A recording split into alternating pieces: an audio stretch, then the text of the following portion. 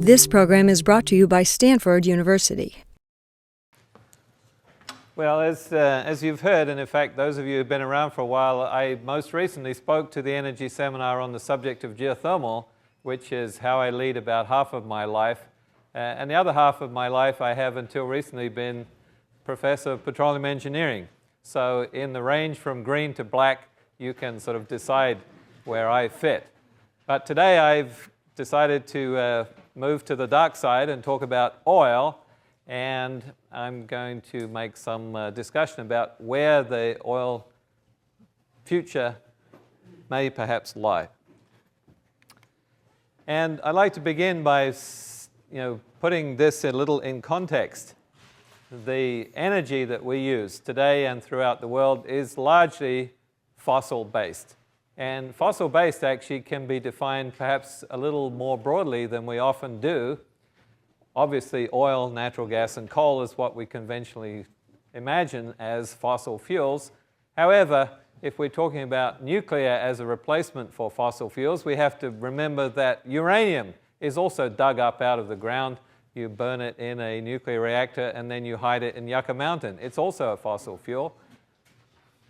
And if we want to think more broadly than that, hydroelectric power makes use of big holes in the ground that we fill with water, and over decades of time, they ultimately fill with soil and silt.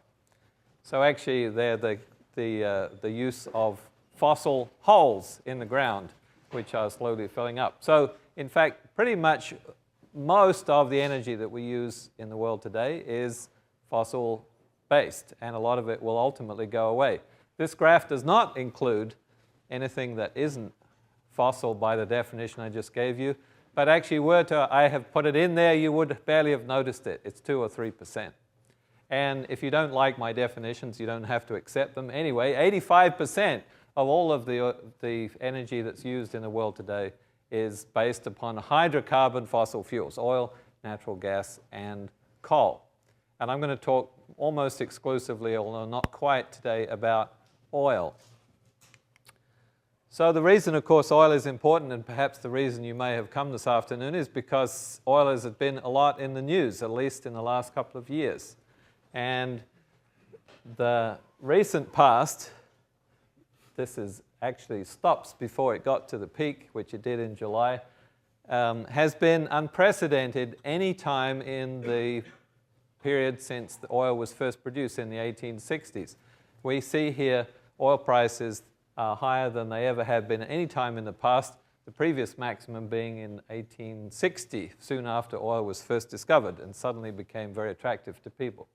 So things are changing in the oil world, and that's the reason why I actually prepared this talk, to actually sort of speculate as to where they might be going. And I'm going to talk today in 3 major areas. The first one being how much oil is there and how long it will last. Maybe that's what you came to find out. Second, technology. How are we going to get the oil that we have? How are we going to get more? And thirdly, I'll speak to a small degree about people. Who is going to produce the oil and how are they going to do it? This is going to be a forecast or a prediction, if you like, or discussion, perhaps more correctly, of the future. Nobody, of course, knows what the future is going to be. Some people earn their living doing it, like fortune tellers. The other kind of people who earn their living predicting the future are reservoir engineers. And actually, I happen to be one of those. So, topic number 1 of the 3, production and reserves. Questions are, how much do we have and how long it will last? And importantly, those are contrasting and different questions, and I'd like to talk about them separately. How much do we have is like saying, how much do we have in the bank? We refer to that as reserves. How long will it last depends on how fast we produce it. Okay, and that's a distinct and separate thing.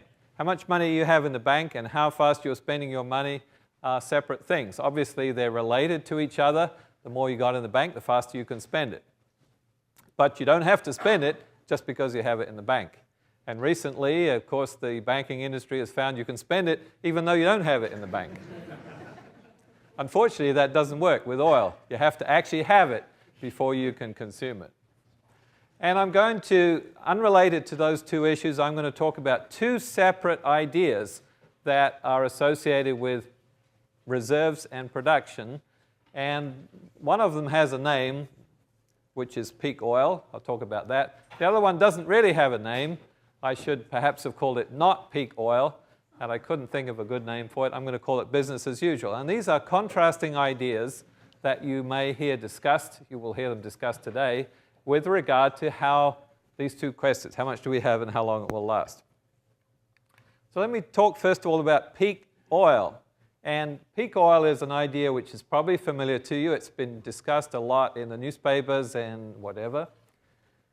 And let me talk about what it means. If you haven't seen it, this line drawn here is a model known as the Hubbard curve, defined by M. King Hubbard 50 years ago. And what Hubbard proposed was that the amount of oil, Hubbard was a geologist, by the way, he worked for Shell Oil.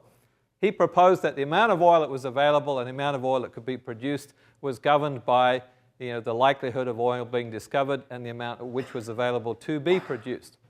And what you can see here, importantly, this graph comes from another famous peak oil person, Mr. Laharère, who was a geologist with Total in France, is the green curve, which is the actual discoveries of oil and the time at which they were discovered in billion barrels per year, and the amount of oil that was produced in billion barrels per year in the United States, the lower 48. And the fact that it's the lower 48 is important because it excludes Alaska. Alaska was kind of a perturbation in the oil production of the United States.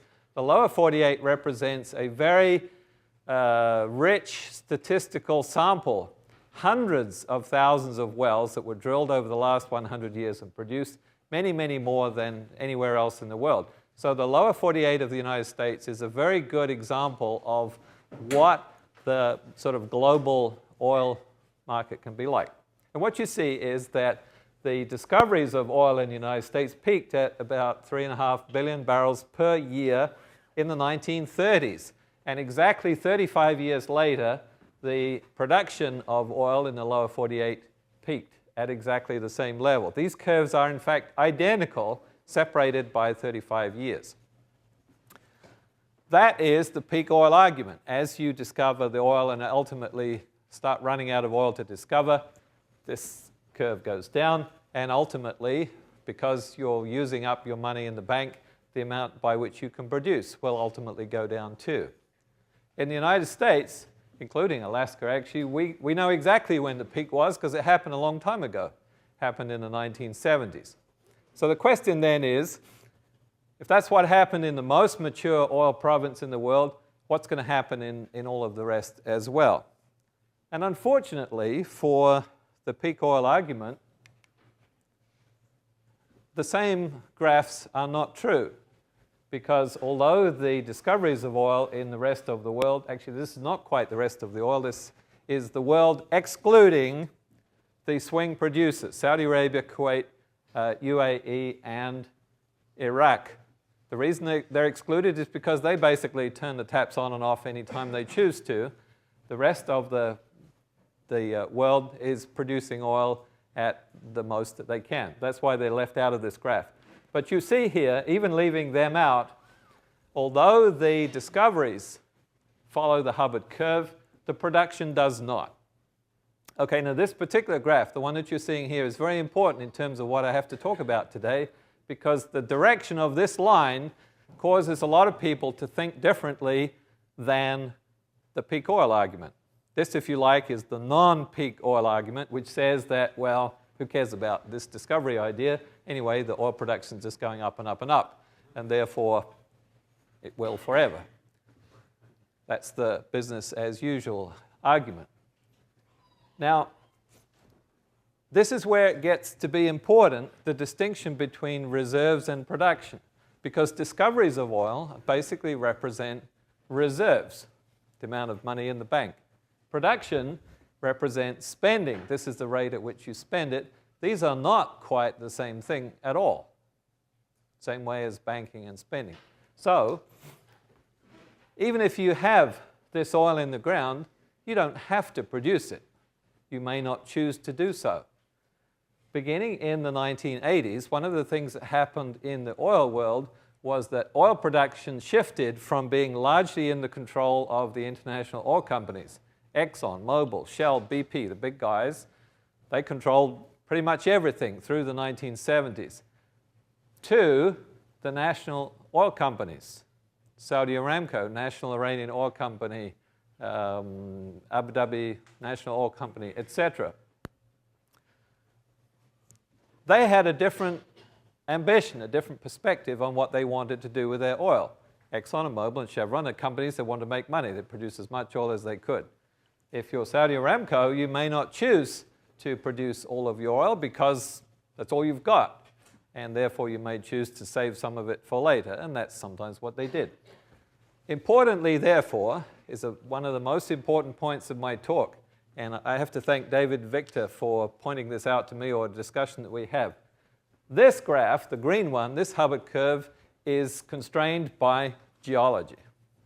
There's a certain amount of oil in the ground, and there's nothing more to be said about that. This curve, however, is not. This is constrained by politics and economics. You can choose to produce your oil, or you can choose not to produce your oil, depending on what you want to gain from it. So there's no expectation that these curves have to be the same. In the United States, they were because of the statistics of the way that the wells were produced. But in the rest of the world, it turns out they are not. That's not quite the end of the story, however, because we don't have to imagine that oil production and discovery is kind of a one-shot thing. You find it once, you produce it once. It's happened over a long period of time, more than 100 years. And during that time, the technology and the methodology and the business world, everything, a lot of things have changed in 100 years. The initial geological exploration for oil basically produced discoveries that followed a peak, something like that. Then what happened was geophysics. Okay, once we had seismic exploration and other tools, the success at finding oil fields improved greatly. So there was a second peak which gets added onto the first one. We also have other kinds of technology, for example, very deep water. It's been the last 10, 20 years. Now we're discovering oil in here it is over here. Water up to 10,000 feet depth are found and produced today. So this little extra thing gets added on once that oil becomes available. So the Hubbard peak isn't really a peak, it's an amalgamation of peaks. It gets to have this lumpy shape. Same is true of the production. The amount of oil that's available follows the amount which is in the ground, and therefore, whether or not you have tight control in any one place, overall, it tends to follow peak models as well. The same number of peaks as in the discoveries.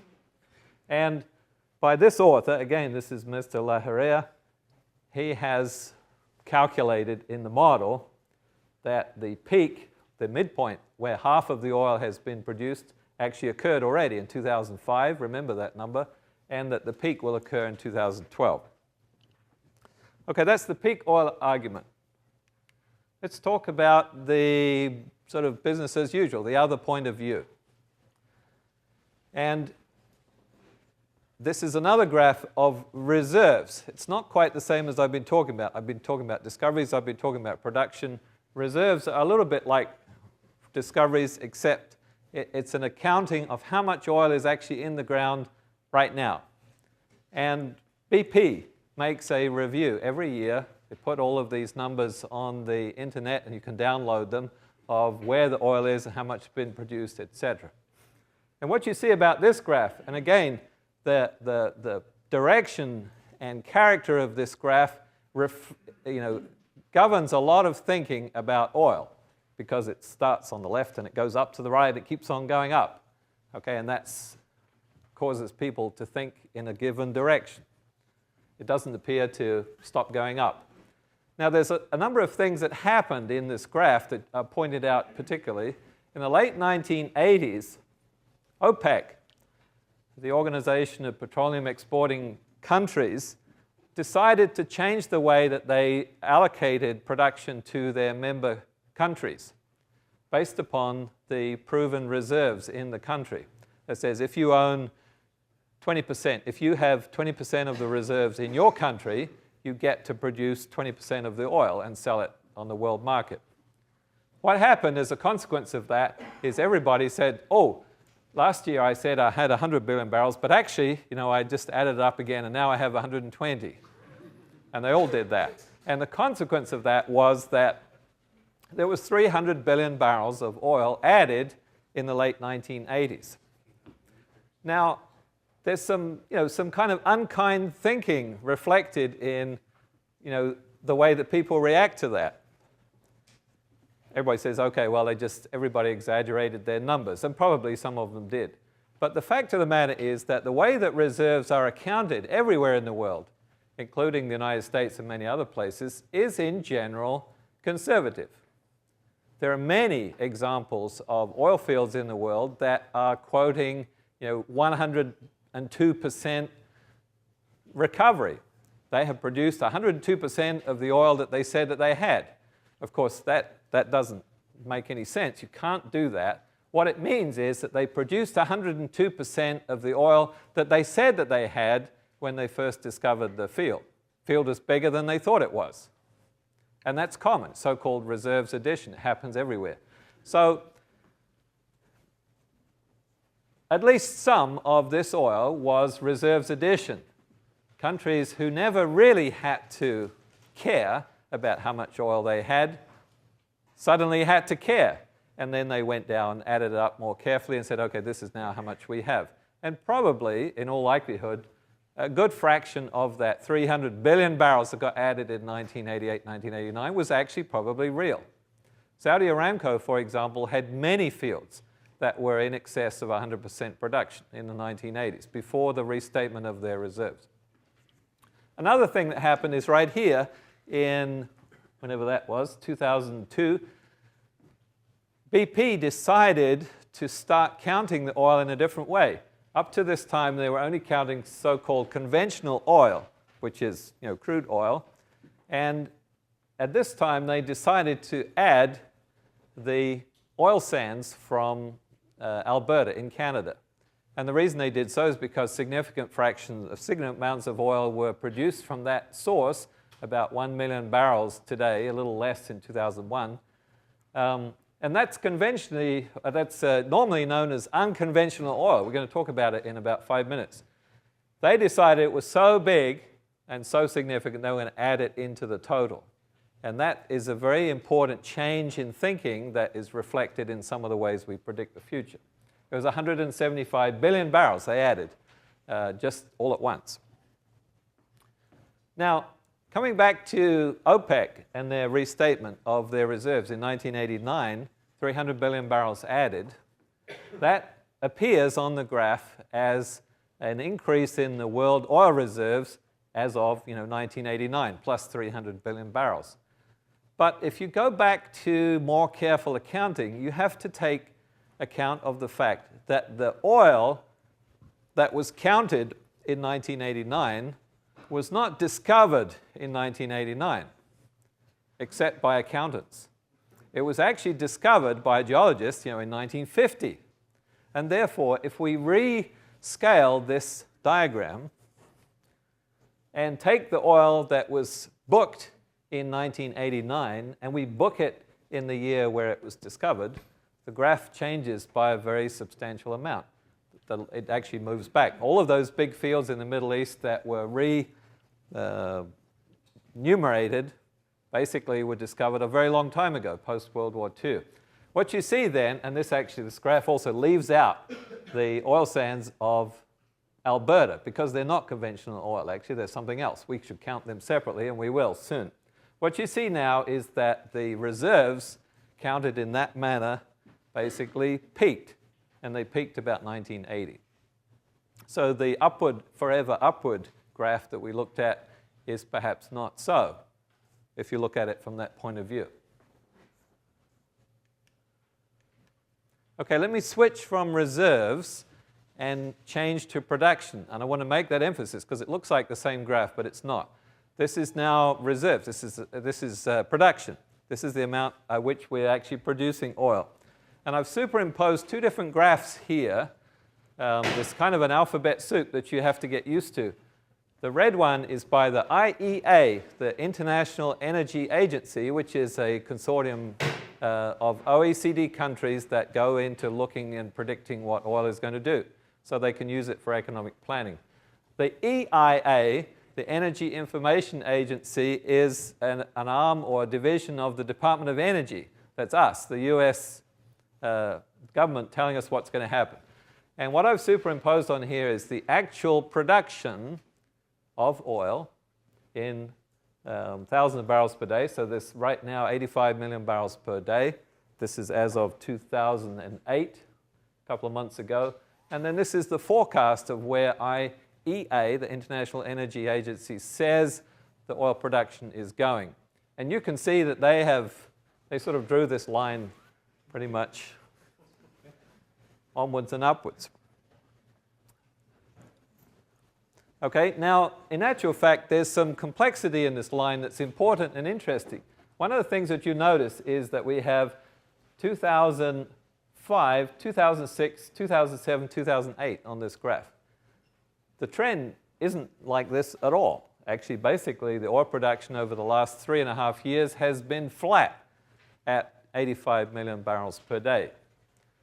So that certainly doesn't appear, at least over this short time frame, which is always a dangerous thing to look at in a statistic. But anyway, it hasn't continued that ever upward rise. Now, we don't have to destroy the ever upwards argument to explain that, because one of the reasons that's possibly why the oil production has gone down or has stayed level is the price. And you'll notice here in the last time the oil price went really high, which was the early 1980s, production soon dropped. The reason why? Nobody could afford it anymore. People started getting rid of their pickup trucks and buying Toyota Corollas and Volkswagen Beetles and things like that. They used a lot less oil, and they looked for other things to use as fuel instead as well. So maybe in the last 3 or 4 years, the reason that oil production has stayed level is because not so much is being sold. People are not buying so much. You decide. Okay, and just to emphasize this point slightly more, the green line here is the same data I showed you before. These, however, are monthly world production figures. There's actually a couple of different sources shown here. But importantly, what I want you to see is a very clear indication that oil production over the last 3 or 4 years is basically flat. It's not going up anymore. Okay, so I'm coming to the end of my discussion about production and reserves. And this graph is only slightly relevant, but I love it so much I want to show it to you. If we're talking about forecasts and what people predict about the future, a very interesting thing to do is to go back and see what they predicted before and see how correct they were. So once again, this is the EIA, this is the US government telling us what is going to happen. This is what they were telling us, been telling us for the last 30 years actually. And interestingly, what you see on this graph, I collected all of the predictions, or at least some of them, starting back in 1985. This 1985, their forecast of oil production in the United States is the blue line. And they predicted, out into the future. The black dots are what we actually produced in the United States after they made their prediction. They nailed it 10 years in advance in 1985. They nailed it, well, not too bad, again in 1991 and in 1995. They were just hitting it each time. They were predicting the future with great success. Take stock market predictions from those people. They were getting it right 10 years in advance. But in 2004, they predicted that the oil production of the United States was going to go up. It didn't. It went down. So in 2005, they said, well, it didn't go up last year, so it's going to go up this year. But it didn't. It went down. And then they predicted again here this is 2008. Well, it hasn't gone up yet, but it's going to go up now. This is the current forecast of where the oil is supposed to go. where do those numbers come from? I don't know. I suspect that they're discussing or imagining increase of oil, deep water offshore Gulf of Mexico, enhanced oil recovery, things like that. They've been expecting that for the last 4 or 5 years. It has not yet happened. So this agency, which was doing a great job of predicting the future up until 2004, suddenly stopped doing it in 2004. What happened in 2004? I don't know. Anyway, closing this sort of first part, one of the things that a thought that I want to go forward with is this question, how much oil is there, and where's it all going to be? We don't really know that, but here is a collection of calculations by several different groups, including the US Geological Survey, of how much oil there is in the world, left in the ground to be produced. And you talk about round numbers, it's about 1 trillion barrels of oil. 1 trillion is nice to talk about because it happens that we have, in all history to this moment, produced about 1 trillion barrels of oil. This says we have about 1 trillion barrels in the ground now, and we know where it is. This is oil that we already discovered, but we haven't yet produced. So the question now is, moving to my second topic, where's the 3rd trillion going to come from? We know where the second one is. How do we get the 3rd one? And there is a number of different ways by which we can do that. First of all, we can go and look for more oil. Secondly, we can take more oil from the reservoirs that we already found because we don't produce it all currently. Thirdly, we can go and look somewhere else for oil than in oil fields. Okay, and those 3 areas are going to come from new discoveries, enhanced oil recovery, and these unconventional sources, which are the oil sands. I mentioned them a few minutes ago in Alberta, and also oil shale. Now, adding up what all of those things might be is something that people like to do because they want to know what the future is going to be like. And this particular graph comes from the IEA again, and they're sort of counting how much. Here's the 1 trillion that we already produced. Here's the other 1 trillion, actually, but somehow it became 2 in this calculation. There's Middle East 1 trillion and another 1 trillion. They count 2 trillion more. And then these other things we talked about. Here's the very deep water. Here's the Arctic. Now the ice is gone. We can get that. Here's the extra deep reservoirs. This is deep in the ground. This is deep in the water. Enhanced oil recovery. We'll talk about that soon. This is the oil sands of Alberta and Venezuela. These are the oil shales, which we'll talk about soon. So according to this graph, which looks tremendously pleasing and encouraging, there's 5.5 trillion barrels, actually 4.5, one's already gone, 4.5 trillion barrels that we could achieve at less than $80 a barrel. Whether or not you agree with this, and I do not, you have to look at where these numbers are coming from. Remember, the calculations of several different groups said there was 1 trillion left that we know where it is. This is counting 2, 1 in the Middle East and 1 somewhere else, 1 in the rest. So this is certainly a more expansive number than is conventionally used. Enhanced oil recovery is listed here as sort of new and extra. Enhanced oil recovery, as we'll talk about soon, is used all over the world today. So enhanced oil recovery, although it can be applied to fields to which it has yet to be, it's not necessarily a completely new thing. There's lots of places in the world where most of the oil is produced by EOR. California actually is one of them. Indonesia is another. Heavy oil bitumen, remember Canada, okay? 20% of their current oil production comes from oil sands already. And then oil shales too. 40%? We'll see. So if we look at what the future may hold, this is the oil that this is the current production. This is the 2nd trillion, if you like, that we have in the ground but have yet to produce. We're going to produce those. And then these are the 3 additive numbers. And remember, this is the IEA now. They're looking for 116 million barrels per day in the year 2030. So you can see how much of this oil has to come from those other sources. So this is EOR, this is the oil sands and oil shale, and this is the new discoveries. Now let's talk about some sort of specific cases. And this is a summary of the 15 largest oil producers as of 2006. Here's Canada here, 3 million barrels per day. One of them is oil shale.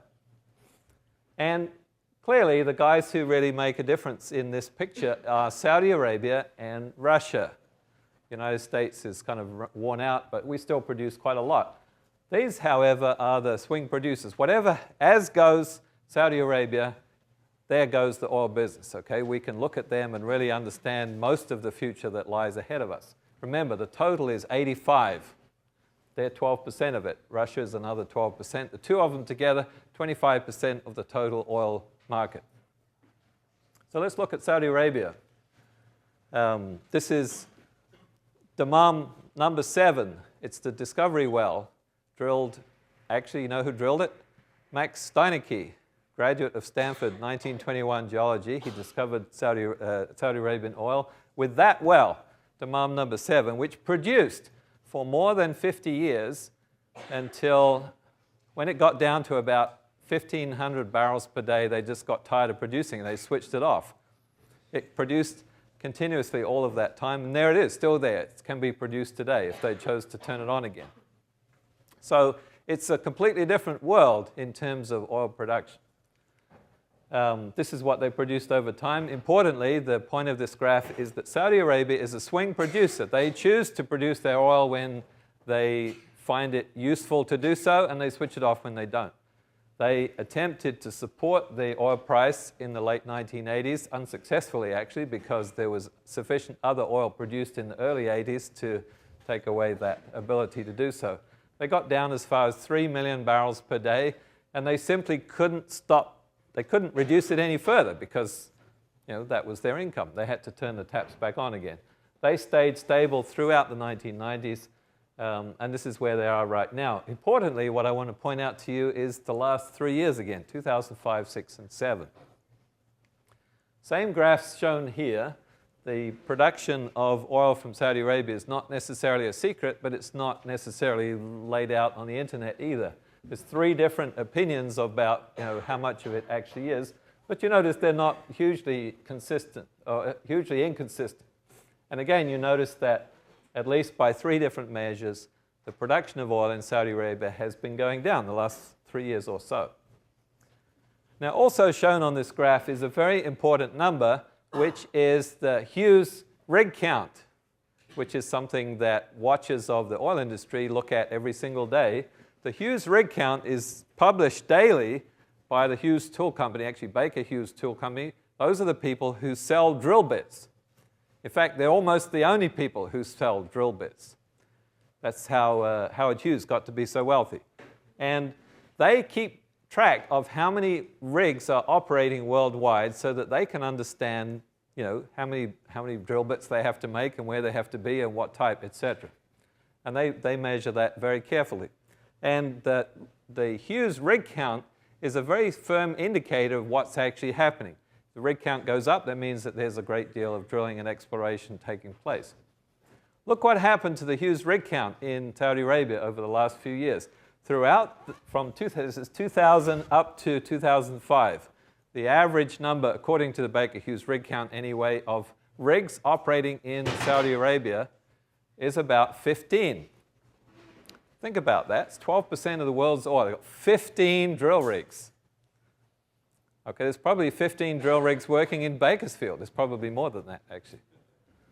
But it happened to change about this time, and you can see, according to this graph, as of whenever this was, January of 2007, there were 54. These are oil rigs, by the way, only. Doesn't include gas. 54 oil rigs operating in the Kingdom of Saudi Arabia in 2007. Now, this is another of the graphs that you should pay attention to. If you don't feel a prickling on the back of your neck, you should, because this graph right here shows you, where our future lies. Oil has been produced prodigiously in Saudi Arabia for a long time, and there's lots and lots of oil still left in Saudi Arabia, but they're working a lot harder for it today than they were 5 years ago. And it's not only in Saudi Arabia, it's happening worldwide. This is a graph of cumulative wildcats. Wildcats, if you're not familiar with the term, means an exploration well, a well that's drilled in a place that nobody ever drilled a well before. You know, drill it and see. Drill, baby, drill, okay, to see what you will get. And this is the cumulative oil that has been discovered by that process. And what you can see that from 1963 to 1980, they discovered 1,500 billion barrels. What is that? That's 1.5 trillion, actually, with 10,000 wildcat wells. That was a pretty good rate of discovering oil. By 2002, they only discovered another 750 billion. So the rate at which new discoveries were made really slowed down, in spite of the fact that the technology improved tremendously over this period of time. In 1980, the discovery rate for wildcats were 1 in 5. Today, it's 1 in 3 because of 3D seismic and methodologies that we now have that makes discoveries more easy to find. The point, however, is that we're finding oil fields more frequently, but they're smaller oil fields. And that's why we don't accumulate as much in the discoveries that we're making. And this is a lot of wells. There's 80,000 wells. Why is that? Well, it's kind of a paradox of oil exploration, is that it's a lot easier to find a big oil field than it is to find a small one. There you are. You see, I found one. I wasn't even looking. This is the world's largest oil field. This is Ghawar Field. It has how much oil? 200 billion barrels, something like that. It's bigger than any other oil field in the world. It produces half of Saudi Arabia's oil production by itself. 6% of all oil in the world comes from this reservoir. It was found in 1953. And it was found because it's 200 miles long and it's 30 miles wide. First oil, by the way, Dammam number 7, they didn't get lucky over there. They got lucky just here. That's where that was. But there's lots of other big oil fields. They've mostly been found, not only in Saudi Arabia, but in most other places as well. There are a total of only 500 so-called giant oil fields, those that have more than 1 billion barrels in the world, out of, you know how many oil fields there are in the world? 48,000. So only 500 of them are big, and the other 47,500 are not so big, and some of them are really little, like, you know, these bits and pieces here. Even this one is not little. It's a giant field, oil field too. But this is a giant among giants. So the point is, it's easier to find big ones than it is to find small ones. Most of the big ones have been found already. That's not to say that we won't find more, but we won't find them at the rate that we did in the 1930s to the 1950s. That's why the graph looks like it did. Also, it's getting really expensive to find oil. These are numbers again from the EIA. The red curve here shows the cost of discovering and delivering oil in the United States offshore, the big hope of expanding oil production in the lower 48 states, currently at $70 a barrel. Oil price today? 70-ish, right? 73. Okay, so the people who are looking and producing oil offshore Gulf of Mexico are making $3 a barrel in the process of doing that. Onshore, costs have also gone up to about $27 a barrel. That includes enhanced oil recovery. If oil goes below $30 a barrel, these guys are going out of business too. And this is the cost of foreign oil imported into the United States, which is 2/3 of it. It's at $20 a barrel. That's how much it costs somebody to find and produce a barrel of oil to sell to us. So it's getting really hard. Okay, second topic. That was in the vein of how do we discover more oil. How do we produce more oil? Enhanced oil recovery is what we call that. 10% of the, well, let me come to this point first of all. You realize that when we produce oil from the ground, we leave a lot of it behind. Quite often we leave most of it behind. because it can't be produced. Methodologies by which we can recover that left behind oil are three. Actually, there are more than three, but these are the biggest ones. Thermal recovery methods, CO2, and chemical. 10% of US production comes from one or other of those three sources. The idea in general is that the oil that's left behind under the ground is swept out by injecting something. So-called secondary methods are just injecting water. These are tertiary methods. They're injecting something more expensive than water, steam or CO2 or some kind of chemical. We need to talk for a few minutes about recovery factor. You will hear quoted that worldwide the average recovery factor of oil fields is about 35%, and that is perhaps true. However, you can see from this graph that there's a lot more complexity to recovery factor than just an average of 35%. There's a significant number, 25% of the world's oil fields only ever recover 20% of their oil. There's also a small number that produce as much as 70% of their oil. We, of course, would like to move this graph in that direction so that more of them produce towards 70% and fewer of them at 20%. There's also a difference wherever in the world you may be. You can see, this is not all of the world's oil fields, but most of the significant ones, about 12,000 here. Depending on whether you're in this part of the world or that part of the world, you can be 10% difference in your ultimate recovery. This is conventional recovery. How much difference can it be? This is an example from Indonesia, which is a heavy oil field. In just base production, just normally pumping it out of the ground, this very heavy oil in this field called duri, it's one of the cornerstone oils in the world, duri oil. They were recovering between 8 and 11%. Starting in the 1970s, they developed steam injection methodology, and they pulled that recovery factor up to something between 50 and 80%. They were producing 300,000 barrels per day out of this field that formerly would only produce about 40. That's about, at the time, half of all production from Indonesia. So this is clearly a great example of what enhanced oil recovery can do. This happens to be thermal methods. Where do thermal methods come from? Where were they developed? Actually, California. Half of California's oil is produced the same way. Which university has the largest and longest standing thermal oil recovery research group? Stanford. No. Who said that? Second method is CO2. Carbon dioxide. Carbon dioxide is not a hydrocarbon gas. However, it sometimes pretends that it is. It behaves rather like a hydrocarbon in that it can be miscible with oil. And therefore, CO2 is quite a good way of sweeping oil towards production wells.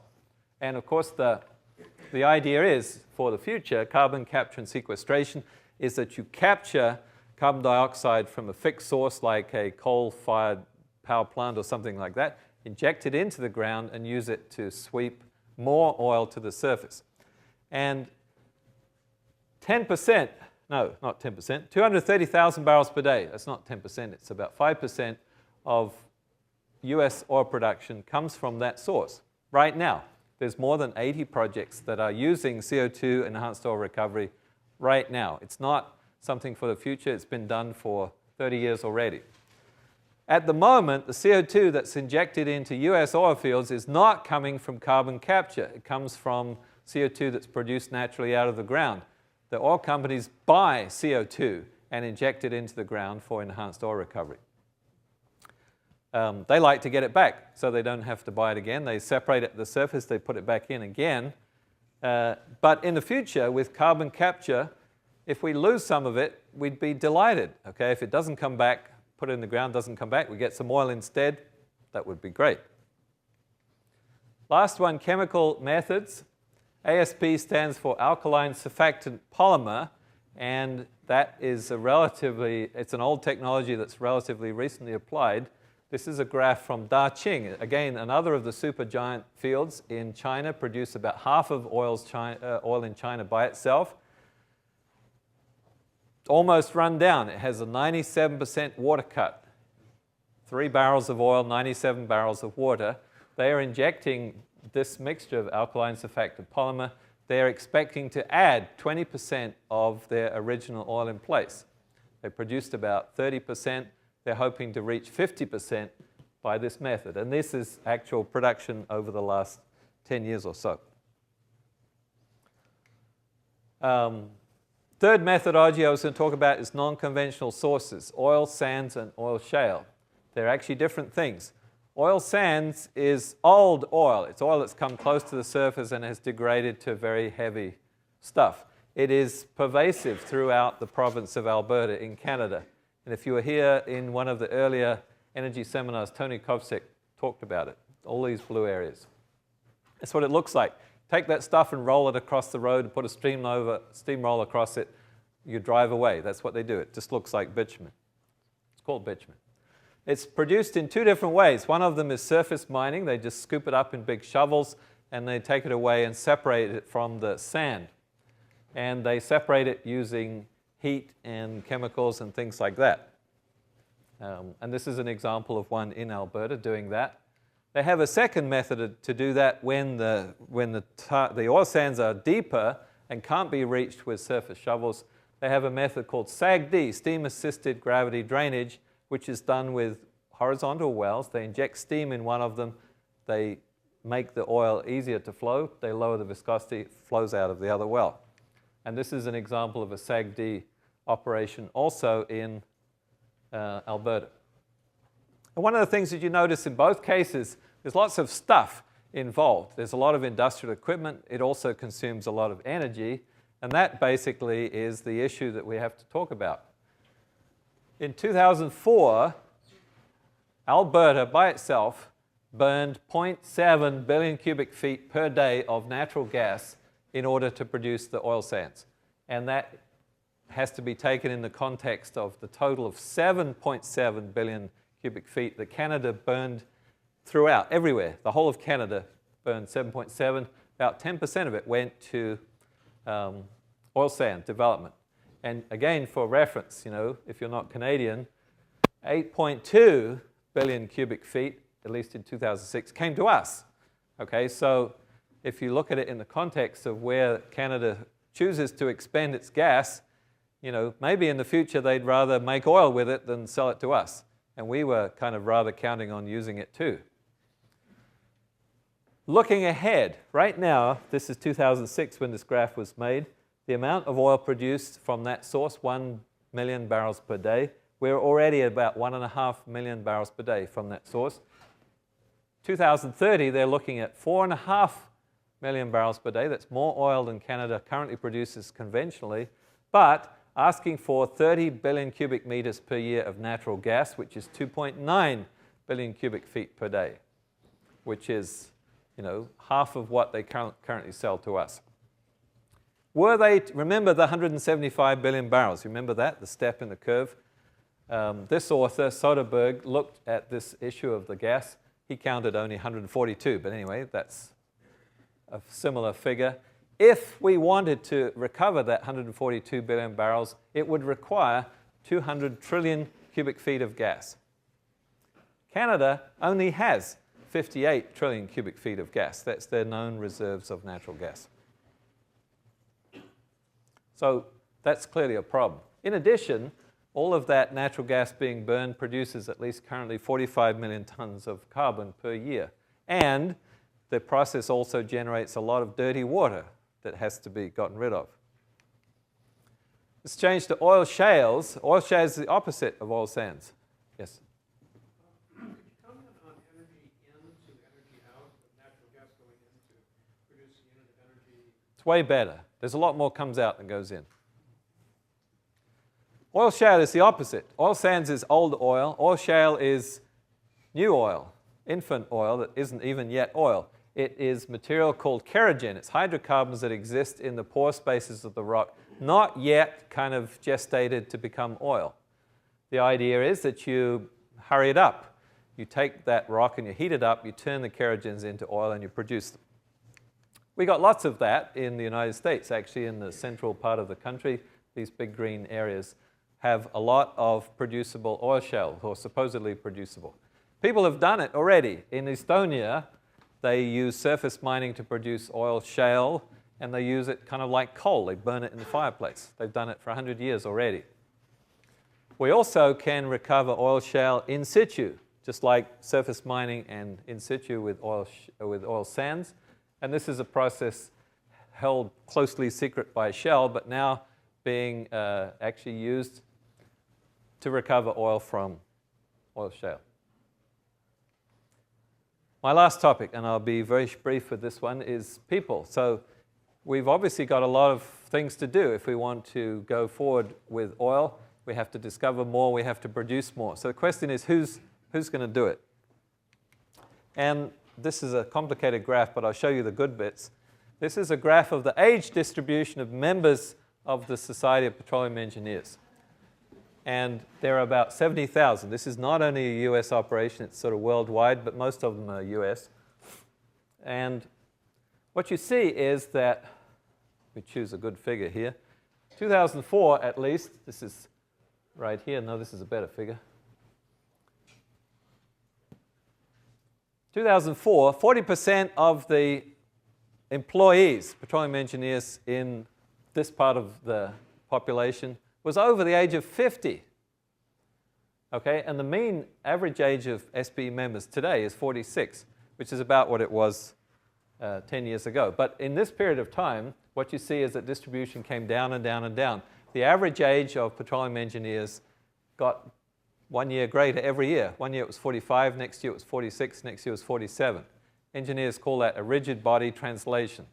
Okay, it means everybody just got older and nobody joined. Recently, oil prices going up, there's some young people joining in here, but what you see is really a serious problem. The blue is today, the red is the expectation of the future. All of these people moved to the right, the blue guys, and we got lots of people over age 50. The number of people joining in their 20s is quite high, but there's a huge gap right here in people who have 10 years of experience, 15 years of experience, the people who need to be supervisors, production foremen, chief engineers, things like that. There's nobody there. That's a serious problem because the expertise is being lost off the right-hand side, and although it's being replaced on the left, there's a space in the middle. What that means, however, is that the way that an industry accommodates that situation is to give more skill training, first of all, to the younger engineers, and secondly, more responsibility, because there isn't anybody else here to give it to. So these people are going to have a pretty nice life. They have new, challenging jobs and more responsibility. It's not universally that way. This is a graph put out by Schlumberger showing places where there's a huge shortage of professionals, United States and Canada being one, Middle East being another, Russia not so much so, and other places where there are plenty, including China, India, Indonesia, and Venezuela. Here, because there's lots and lots of people. Here, because Mr. Chavez fired them all, so they're all available. But important places of the world where there's a shortage of oil and gas professionals. So this is a small sort of add-on right here. The point of the matter is that we talked about oil and oil peak, etc. And I talked about how other sources of energy are kind of fossil too. And everybody says, well, we run out of oil, we use gas. Well, there's a gas peak as well, coming soon also. So, well, never mind, we use coal, plenty of coal. Well, yes, but there's going to be a coal peak too. And by this particular group's prediction, the coal peak comes around 2030. So we got lots of coal, but we don't have an infinite amount of coal. And well, one day we're going to have peak uranium too. What that means is that sooner or later, the fossil fuel period of our human history will end. And we have no alternative, at least that we can see at this moment, than renewable energy. If you can think of one, let me know. So what that means is for people who are studying to be petroleum engineers today, they may begin their career as petroleum engineers, but they will surely end it as something else, assuming they work for a long time. So let me summarize then.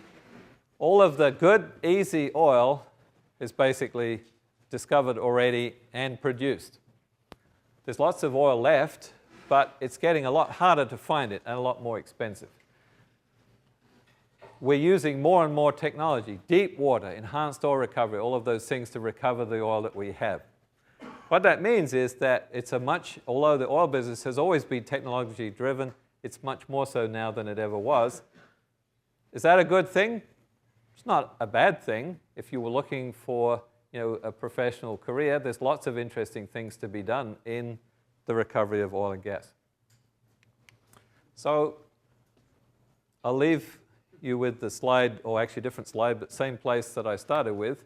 The title of my talk was The Future of Oil, and I didn't really say what the future of oil is going to be because I don't know. But let me make a few rash forecasts, and you can remember this and either laugh or say, wow, he was like Nostradamus.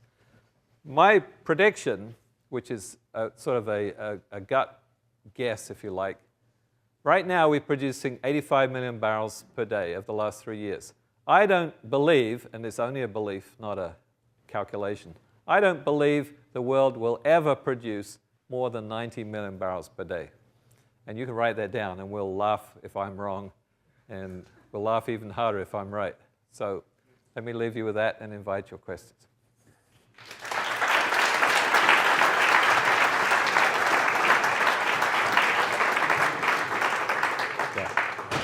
Looking at the decline of the Cantrell field in Mexico, which has gone down a lot more than people expected, do you see the same fate for the other supergiant fields, particularly the Guawar field in Saudi Arabia?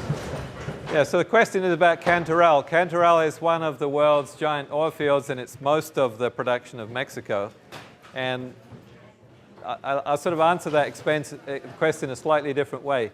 Almost every country of the world has a field like Cantarell. Russia has Samotla, and Saudi Arabia has Gawar, and Kuwait has I can't remember what it's called. All of them are at different stages of their sort of peak. Cantarell has clearly passed its peak. Gawar has clearly not passed its peak, still increasing, but at greater cost. The Chinese have 3 coal-to-oil plants under construction or in operation. The published price of the cost is $35 per kilowatt. If you comment on the heat, this doesn't matter. Because we transform coal into oil, then we have a much longer life, but the skills are going to be very different. Correct. So the question is about coal to oil, and there are places where industrial plants are already turning coal into oil. And it's one of the particular hopes for China, as a matter of fact, to turn coal into oil. Sure, it can be done, and it will extend the available peak. But it's a lot easier to get oil. Well, I mean, I would say easier. It's a lot easier right now to get oil from oil sands or even oil shales than it is from coal because of the industrial plant and investment required. As those figures change, we probably will see more of it. So, seeing your picture there, can you give me an assessment, in your opinion, of Matt Simmons' book, Twilight in the Desert, since you have that picture? I was hoping somebody would ask me that. Is Matt Simmons in the room? Have you read it? You read his book? It's a book that contains, how many people haven't read it? Okay, let me tell you what it says. It says that the oil in Saudi Arabia will eventually run out. Okay, you don't need to read it. That's the only, well, I won't say the only, it's the most correct statement in the book. And it's accompanied by 400 pages of largely nonsense, because he made a huge story about, the Saudis messed it up and Exxon messed it up, and it's a big catastrophe about to happen.